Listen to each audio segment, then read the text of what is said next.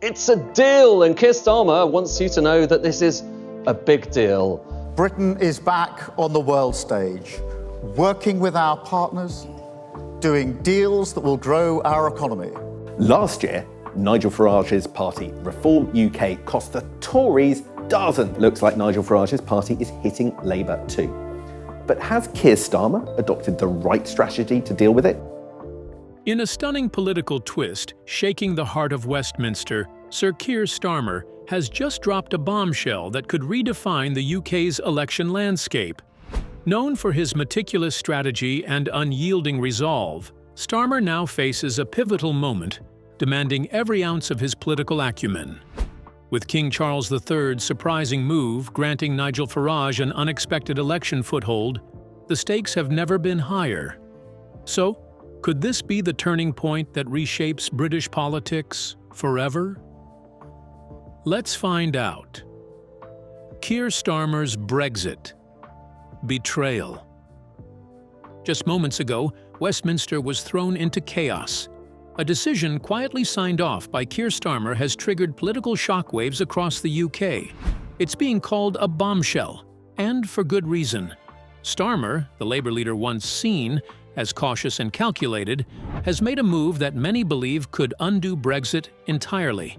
The UK hosts its first EU summit since Brexit today, as the Prime Minister attempts to reset relations, paving the way for a wider agreement with Brussels. The date was early June 2025, but the effects are being felt nationwide. A controversial agreement, pushed forward without public debate, has opened the doors for EU fishing vessels to continue operating in British waters until 2038. There's a 12-year deal around fishing access for EU boats in UK waters. Confirmation there will be no increase in the amount of fish that EU vessels can catch. For many coastal communities, already struggling since the 2016 Brexit vote, this feels like a betrayal. These were the same waters Britain fought hard to reclaim during the Leave campaign. Now they're being handed back with a pen stroke. But it doesn't stop there. The deal also introduces a youth mobility scheme that allows 30-year-olds from all 27 EU countries to enter the UK without visas. The EU is reportedly considering a youth mobility deal with the UK, meaning that 18 to 30-year-old Brits would be allowed to travel around Europe. To Starmer's government, this is about openness and opportunity. But to millions of voters who supported Brexit to regain control over immigration, it feels like a direct slap in the face. And then comes the most controversial point of all: restoring oversight to the European Court of Justice. Yes, the very same EU court that Leave supporters campaigned to escape in 2016 is now regaining influence over British law and trade. Critics are calling it the ultimate U-turn. Supporters of the original Brexit vision are furious. The phrase being whispered in political circles isn't reset, it's reversal. Starmer hasn't commented publicly yet, but insiders say he's confident the deal will improve relations with Brussels. Behind the scenes, however, Labour Party meetings have reportedly turned explosive. Only 6 months to go before the UK leaves the European Union, and all eyes will be on Brexit during this week's annual Labour Party conference in Liverpool. There are already fears this move could cost Starmer the next general election, and maybe even the leadership itself. Outside the corridors of power, the reaction is even louder. In working-class towns like Rotherham, where many backed Brexit in both the 2016 referendum and the 2019 general election, the anger is real. One former coal miner told reporters, "We voted to take back control. Now Starmer's giving it all away. For what? A few smiles in Brussels?" What was supposed to be a quiet policy update has turned into a national flashpoint. And in the heart of it all stands Keir Starmer, a man who promised steady leadership but has now become the face of what many call the biggest political backtrack since Brexit itself. More is unraveling by the hour. But what if Starmer's quiet Brexit deal was the start of Britain's biggest political reversal yet? Keep watching to find out. Starmer's right hand ignites Labour's civil war. just hours after the controversial Brexit agreement was made public in early June 2025. Sir Keir Starmer has called Britain's New Deal with the European Union a win-win for both sides after hosting the first UK-EU summit since Brexit. Another shock followed, this time from within Labour's ranks. Angela Rayner, the party's deputy leader and once Keir Starmer's most loyal ally, erupted in what insiders are calling the most explosive internal clash the party has seen in years. It happened behind closed doors at a Labour strategy meeting in London. What should have been a routine discussion about messaging turned into a verbal firestorm. Rayner, long seen as Starmer's enforcer, the tough-talking working-class voice of Labour, turned her fury not toward the Tories, but straight at her leader. "You've just handed Nigel Farage the election," she shouted, slamming her notes on the table before storming out of the room. Those words have echoed through Westminster ever since. The spark? Starmer's so-called Brexit reset. The deal, which included reopening British waters to EU fishing fleets and bringing back EU court influence, struck a nerve with Rayner. And not just politically, personally. She had spent years defending Labour to the party's traditional base, especially in red wall constituencies like Lee and Wigan, where Brexit wasn't just a vote. It was a cry for respect. Sources say Rayner felt betrayed by a man she had helped elevate to leadership. To her, Starmer's deal didn't just go against the 2016 referendum. Democratic exercises go, the upcoming referendum in Great Britain on the country's relationship with the European Union comes down to a simple question. Are you in or are you out? It trampled on the working-class promise to take back control. And while Starmer courted applause from Brussels, Rayner heard only the rising anger from Labour's heartlands. In places like Barnsley, Sunderland and Stoke-on-Trent, lifelong Labour voters are watching, and many are furious. One campaigner from the Midlands said, "Angela just said what we've all been thinking. Starmer's forgotten us." What makes this rebellion so powerful is that it didn't come from a political rival. It came from his second-in-command. Rayner, once labelled Starmer's attack dog, has now become his fiercest critic. And she's not alone. Members of Parliament are beginning to whisper. Activists are organizing.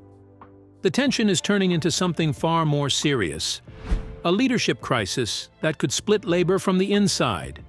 And it's not just Labour members taking notice. With Reform UK gaining ground and Nigel Farage seizing on every headline, Starmer's inner circle is in damage control. But the damage may already be done. Rayner's defiance isn't a one-off outburst. It could be the start of a mutiny. And what comes next may shake Labour even more than Brexit ever did. But what if Angela Rayner's outburst was just the first crack in a full-blown Labour collapse? Keep watching to uncover more. Calm, leader or cold politician.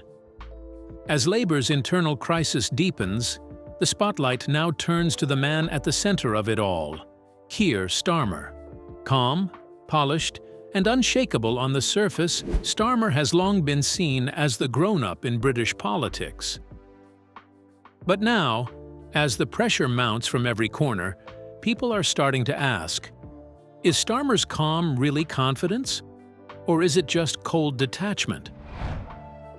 In early June 2025, as his deputy Angela Rayner stormed out of a strategy meeting in rage, Starmer reportedly remained composed, unfazed, and almost eerily silent. He didn't respond to her accusations. He didn't try to defend himself in the room. Instead, he simply nodded and moved on. To his allies, that's leadership under fire.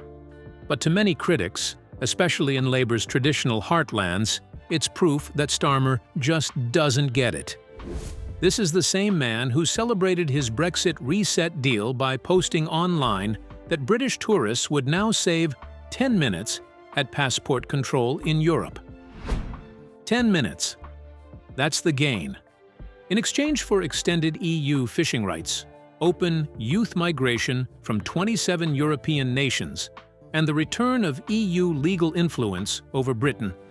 For people who voted to leave the EU in 2016 to reclaim sovereignty, the UK electorate has taken the historic decision to withdraw from the European Union after more than 40 years of membership. Starmer's post felt not just tone-deaf, but deeply insulting. In places like Doncaster, Grimsby, and the Welsh Valleys, voters are furious. They're asking why a Labour leader, supposedly fighting for working-class Britain, is applauding policies that look like surrender to Brussels. One resident in Hartlepool told local reporters, "It's like we never voted at all. Starmer's just pressing rewind." But this isn't just about policies. It's about personality. Starmer's image as a steady hand is now being questioned. Where others see professionalism, his critics now see a lack of emotion, a lack of passion. When communities cry out over immigration and sovereignty, he offers sound bites and social media stats. When Labour members of Parliament raise concerns, he stays silent or smiles politely. And now, as Labour members of Parliament grow restless and Farage's Reform UK gains momentum across the North and Midlands, Starmer is facing a new kind of pressure, one that can't be managed with silence. Inside Parliament, murmurs of discontent are turning into quiet planning. Some whisper of a challenge, others predict an implosion. The question grows louder with each passing day. Is Keir Starmer really leading, or just watching from a safe distance as his party burns? But what if Starmer's calm isn't a strength, but silence while his party crumbles around him? Stay glued to see the truth. When Starmer's chaos reaches the palace. As the fallout from Keir Starmer's Brexit reversal spread like wildfire through Parliament, We've left the EU and we are not looking backwards, we're looking forward. So this is not about rejoining, it's not about going back into the single market, the customs union, or freedom of... something extraordinary happened, something that hasn't occurred in decades. Buckingham Palace, usually silent during political storms, was drawn into the center of the chaos. In the first week of June 2025, His Majesty King Charles III was urgently briefed on the growing unrest in Westminster, and what he heard changed everything. Sources close to the palace say the king was advised to prepare for the possibility of a snap general election, not in a year, not in months, but potentially in weeks. And why? Because the turmoil inside the Labour Party, sparked by Angela Rayner's rebellion and fueled by public fury, has reached critical mass. Members of Parliament are panicking. Whispers of a no-confidence vote are no longer whispers. Even some Labour backbenchers have begun quiet talks with members of Reform UK and disillusioned Conservatives to discuss the unthinkable, forming a coalition to bring down Starmer's government. These are no longer rumours. These are survival tactics. What pushed this from political theatre to constitutional crisis is Starmer himself. His quiet, unwavering push to retie Britain to EU systems without public mandate, without clear debate, has left many in Parliament and the public feeling betrayed. His refusal to engage with the growing internal backlash only makes things worse. Now, his party is falling apart, and so is his grip on power. But in British politics, when Parliament starts to crack, the monarchy watches closely. King Charles, though bound by constitutional limits, parliamentarians make laws without interference from the monarch. For Charles, that may be harder than it sounds. Plays a stabilizing role during national crises. And now, faced with a fractured government and a furious electorate, the palace is said to be preparing for what might become inevitable: dissolution of Parliament. For most of modern history, that kind of royal action has been reserved for only the most severe moments. But insiders say the discussion is real. The king doesn't want to act, but he may have no choice if Starmer loses the confidence of the Commons. The symbolism is stunning. A Labour leader trying to drag Britain closer to Brussels has triggered such turmoil that even the Crown, meant to stand above the fray, is being pulled into the drama. It's a crisis not just of party leadership, but of national direction. And as Nigel Farage rallies support across the country, the pressure isn't just on Starmer, it's on the entire system to prove it still works. But what if Starmer's crisis has pushed even the King to consider dissolving Parliament? Stay tuned. This changes everything.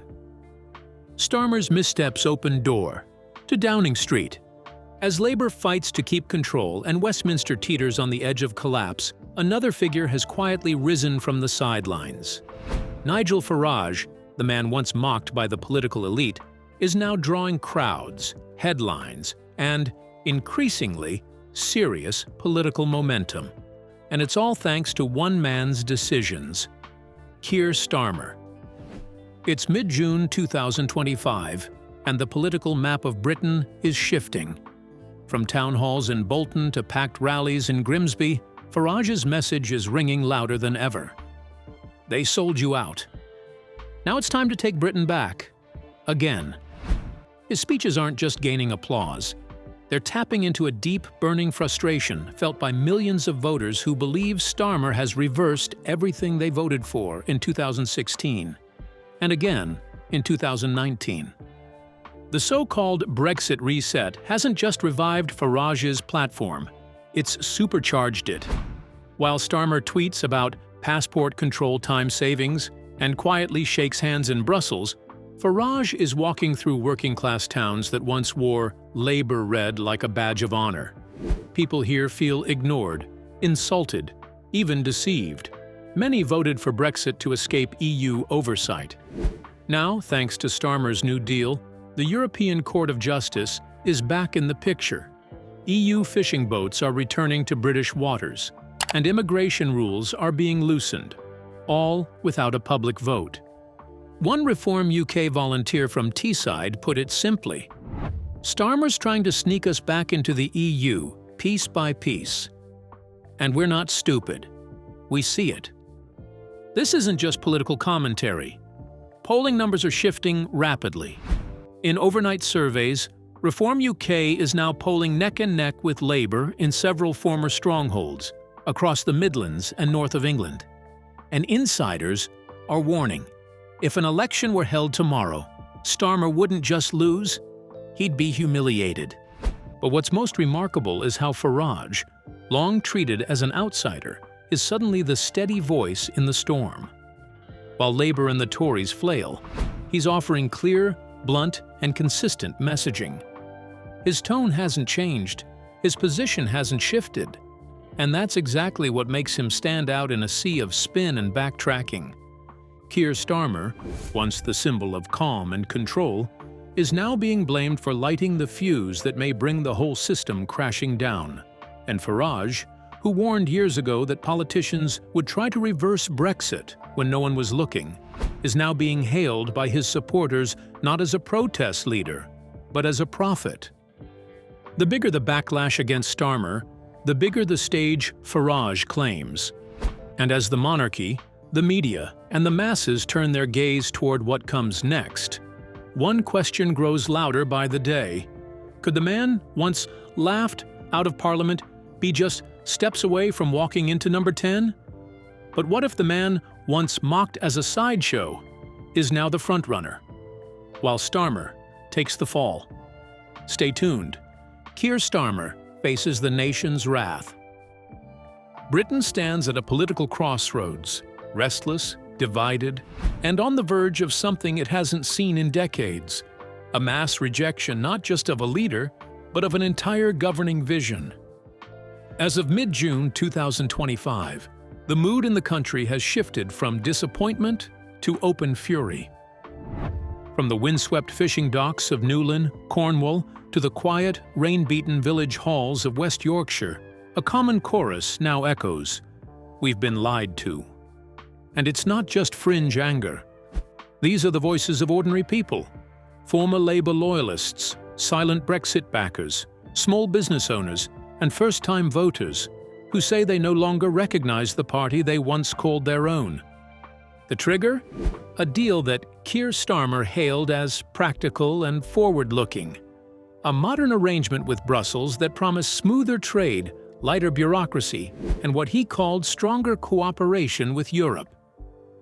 But behind those polished phrases, voters saw something else. Retreat. Starmer's defenders insist it was about stability, but to millions it felt like betrayal. The European Court of Justice, once out, is now quietly peeking back in. EU fishing fleets, once blocked, are seen again in British waters. Immigration caps, softened, border checks, relaxed, all without a single public vote. And perhaps most damaging of all, it was all done quietly. Angela Rayner's fiery resignation speech just 2 days ago in Manchester only fueled the blaze. "I can no longer stand by," she declared, "while this party walks backwards into the arms of Brussels." That statement didn't just break party unity, it cracked open public frustration that had been simmering for months. Across the Midlands and Northern England, Reform UK posters now cover walls that once wore Labour red. In Grimsby, Bolton, Sunderland and Barnsley, once safe Labour seats are now polling battlegrounds. In overnight data released in June, Reform UK sits within 3 points of Labour in more than 30 constituencies, many of them considered untouchable just 1 year ago. The media, which once rolled its eyes at Nigel Farage, now follows him from town to town as he fills halls with lines that strike at the heart of the working class discontent. They sold you out, and they did it with a smile. Insiders within Labour whisper of chaos, of factions forming, of late-night meetings behind locked doors. Some fear a challenge to Starmer from within. Others quietly pray that Reform's surge fades before it's too late.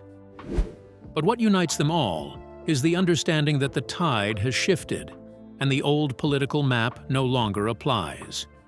In Whitehall, civil servants are reportedly drawing up contingency plans for an outcome that once seemed impossible: a reform-led coalition, or worse, an outright win. Brussels, blindsided, is watching closely. "Farage was never meant to come back," said one EU diplomat. "But now he might win." And Starmer? He remains composed in front of cameras, but behind the scenes, sources close to Downing Street describe a prime minister shaken but stubborn. Plans are underway for a national address next week, but many wonder, will anyone even be listening by then? But what if the man once dismissed as a political sideshow is now Britain's last voice of certainty? Don't look away. Starmer's final gamble backfires. The hammer didn't fall in the Commons. It fell at Buckingham Palace.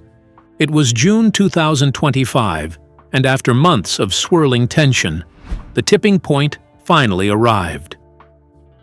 King Charles, amid growing public outrage and total disarray in Westminster, made the rare and decisive move to dissolve Parliament. It was more than just a constitutional formality. It was a signal. A final royal intervention in a political crisis that had spiraled beyond control. The country was exhausted, bewildered. And at the center of it all stood Keir Starmer. Once hailed as Labour's clean break from the Corbyn years, Starmer had seemed untouchable. A barrister with poise, a man who promised reason over rhetoric, unity over division. But now, that same calmness reads as cold detachment. His once celebrated pragmatism, especially on Brexit, has turned radioactive. The U-turn that softened Labour's line on rejoining EU institutions first floated in late 2024 as a new framework for cooperation. Now looks like a betrayal of the very voters who brought Labour back to life in the Red Wall. Starmer had framed it as realism, but on the ground, it felt like deceit. In places like Sunderland and Stoke, voters who'd already felt ignored now felt outright lied to. It wasn't just policy, it was personal. And then came Farage. By spring 2025, Nigel Farage had transformed his political comeback from a sideshow into a juggernaut. Reform UK, once a fringe protest vote, now surged in polling, feeding off every misstep Labour made. Starmer's quiet confidence quickly turned brittle. His inner circle fractured. Angela Rayner's dramatic resignation in May, following a fiery internal fallout. I feel really sorry for the people who have had to endure months of coming forward with the allegations, incredibly defiant for a resignation, accepting. Was the first open wound. Briefings leaked. Whispers of plots turned to headlines. The press smelled blood. The Tories, wounded themselves, regrouped under a new leadership with a simple message. Labour can't be trusted. The media seized on the chaos. Starmer, once the man who promised a decade of renewal, was now front-page fodder for all the wrong reasons. Headlines screamed betrayal, confusion, and failure. The Starmer strategy, once whispered in think tanks as the blueprint for a post-Brexit Britain, had exploded under its own contradictions. There were no more unifying speeches, no more promises of grown-up politics, only silence, and the ticking of the constitutional clock. Then came the palace's decision, dropped like thunder. The shock announcement outside Buckingham Palace on June 3rd didn't just dissolve Parliament. It shattered any remaining illusion that Starmer was in control. Overnight, the narrative shifted from potential statesman to political liability. Allies distanced themselves, backbenchers turned restless. Even old Labour stalwarts began to murmur the unthinkable. Had Starmer, through indecision and miscalculation, just delivered Britain back into the hands of Brussels? And possibly Farage? And so, as the country barrels toward a snap general election, the question isn't just who will win. It's whether the name Keir Starmer will be remembered at all, except as the man who promised to rebuild Labour, and instead lit the match that burned it down. But what do you think? Did Starmer miscalculate his way into political ruin, or was he sabotaged from within? We'd like to hear your thoughts in the comments. Don't forget to like, share, and subscribe.